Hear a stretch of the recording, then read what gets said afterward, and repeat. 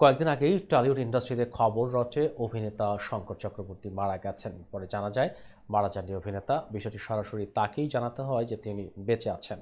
আর সেই চর্চা কাটিয়ে ওঠার আগেই এবার সামনে এলো আরেক সংবাদ, বলিউড অভিনেতা অক্ষয় কুমার নাকি মারা গেছেন।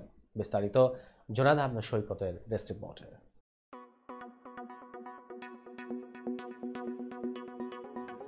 বর্তমানে সময় ভালো যাচ্ছে না বলিউড অভিনেতা অক্ষয় কুমারের। তার ঝুলিতে উঠেছে একের পর এক ফ্লপ সিনেমা। চলতি বছর এখন পর্যন্ত 4টি সিনেমা মুক্তি পেয়েছে এই অভিনেতার, কিন্তু একটা সিনেমাও সেভাবে সাফল্যের মুখ দেখেনি বক্স অফিসে। সর্বশেষ অক্ষয় অভিনীত মুক্তিপ্রাপ্ত সিনেমা সরফিরা দর্শকদের প্রশংসা কুড়িয়েছে, কিন্তু বড় মিয়া ছোটে মিয়ার পর বক্স অফিসে তেমন সাফল্যের মুখ দেখেনি সিনেমাটি। পরিস্থিতি এমন পর্যায়ে পৌঁছে গেছে যে দর্শকের একাংশ শোকের বার্তা পাঠাচ্ছে অক্ষয়কে। এদিকে এমন ঘটনায় বিরক্ত তিনি। গত 2 আগস্ট মুম্বাইতে নিজের আপকামিং সিনেমা খেলখেলমের ট্রেলার লঞ্চে বিষয়টি নিয়ে কথা বলেছেন অক্ষয়।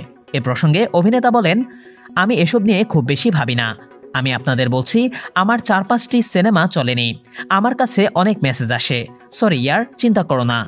এই ধরনের সমবেদনা তার মোটেও পছন্দ নয়। অক্ষয় আরও বলেন, এখনও আমি মরে যাইনি।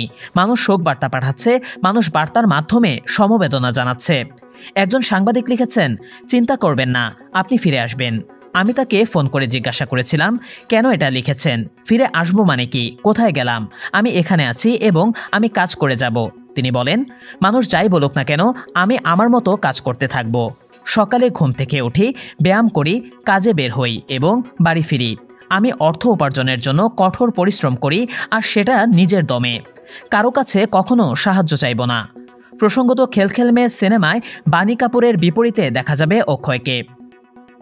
এছাড়া সিনেমায় আরও রয়েছেন তাপসী পান্নু, ফারদিন খান, অ্যামি ভির্ক, প্রজ্ঞা জয়সওয়াল ও আদিত্য শীল।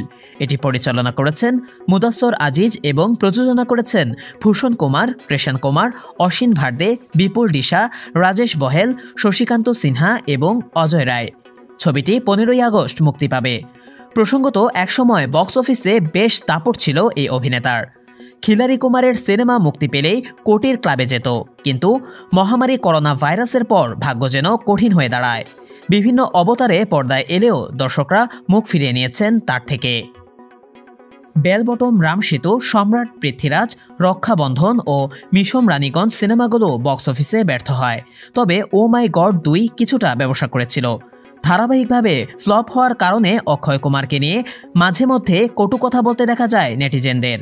আবার গেরুয়া শিবিরের দিকে ঝোঁক থাকার কারণে কটাক্ষের পরিমাণ বেশ তীব্র হয়।